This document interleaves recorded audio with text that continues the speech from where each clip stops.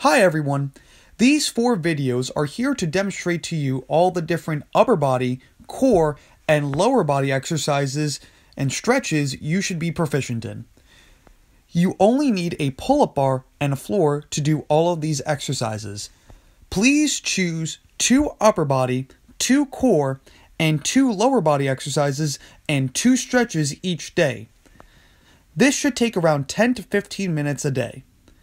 In the demonstrations of each exercise and stretch, I will tell you how many you should do in each set, how many you need to do in a row to move on to the next progression, and what each exercise and stretch is useful for in Ninja.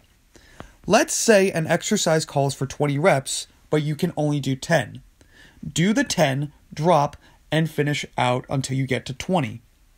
You can of course do more than 2 exercises per day, but the only time you should do less or none is on the day before a competition. Personally, on days I don't train Ninja, I do 10 to 12 exercises for upper body, core, and lower body. Most importantly, change up the exercises each day. Do not do sets of push-ups only 3 days in a row. Instead, try pull-ups, wide grip push-ups, and dead hangs, for example. This will be hard at first, but if you stick with it, I promise you that you will see results and improvement in both your power output and endurance. Without further ado, here are the upper body exercises. Pull-ups. Start with your arms straight on the bar. Pull up using your arms only and not your waist or hips or legs. You have completed 1 rep when your chin is above the bar. Please do 20 to 30 reps in 1 set. You must be able to complete 15 pull-ups in a row before moving on to one-arm lock-offs and muscle-ups. Once you can do 30 pull-ups in a row, you can attempt one-arm pull-ups. Please come to a coach before you start training those. Lock-offs. Start with your arms on the bar at either a 45-degree or a 90-degree angle. I am demonstrating lock-offs at a 45-degree angle. Hold yourself in this position for 1 minute. When you are able to lock off in both the 45 and 90-degree angle position for 45 seconds each, you can move on to one-arm lock-offs. You can experiment with one-arm lock-offs as shown here when you get to 30 seconds in either the 45 or 90-degree angle. Lock-offs are useful in grip gauntlets, threading the needle, cliffhanger, and machine gun style salmon ladder. One-arm lock-offs. Start with one arm bent at a 45 or a 90-degree angle.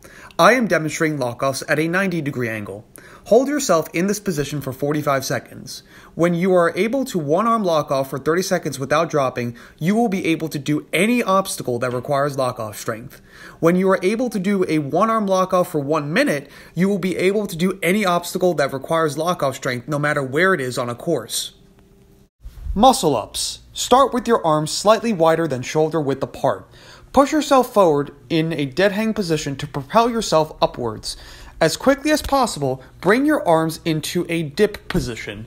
You may use your feet and hips at first to kip to get used to the range of motion, but the less kip, the better the muscle up.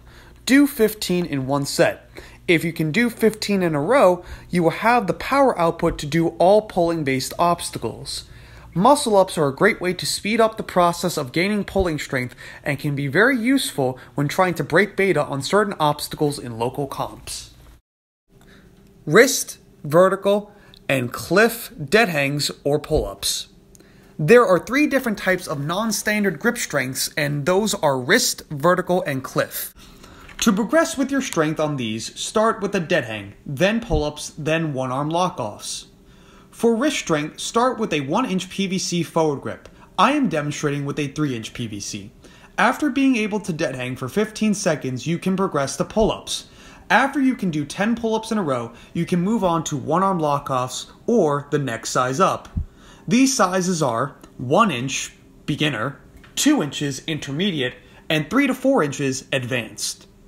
If you can do 10 pull-ups on a 3-inch PVC, you can do all wrist strength-based obstacles, and if you can do 20 in a row, you can do them no matter where they are in a course. Wrist strength is useful for PVC-based obstacles, angled salmon ladder, dynos, and cliffhanger. Apply a similar logic for vertical grip. After 10 pull-ups, you can move on to the next hold or the next one up.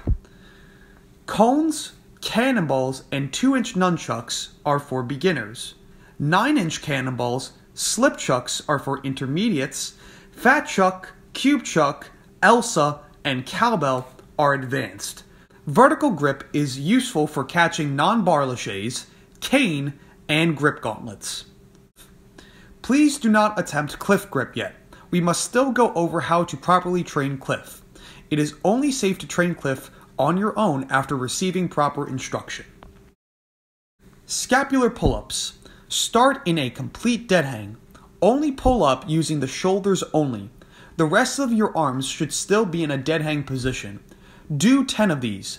The point of this exercise is to understand when you should engage or disengage your shoulders. When lacheing, keep your shoulders disengaged like in position 1. When completing grip gauntlets, engage the shoulders or position 2. Push-ups. There are 4 different types of push-ups you should be proficient in. Let's start with regular. Make sure your back is straight and your feet are close together for all types of push-ups. Make sure your arms are at a 45-degree angle or tucked further in. Do not have your arms like chicken wings. Do 50 in one set. Your goal is to get to 50 without dropping. The next type is wide grip. Make sure your arms are as far out as they can be. Do 50 in one set. Your goal is to get to 50 without dropping. Afterwards is diamond. Make sure your hands are into a diamond shape. Place the diamond directly over your chest and begin doing push-ups. Do 30 in one set.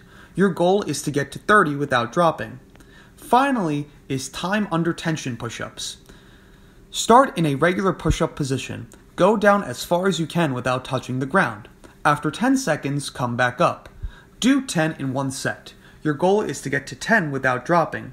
Push-up strength is great for compression and pushing-based obstacles like body prop and spider, as well as strengthening the muscles to make pull-ups easier.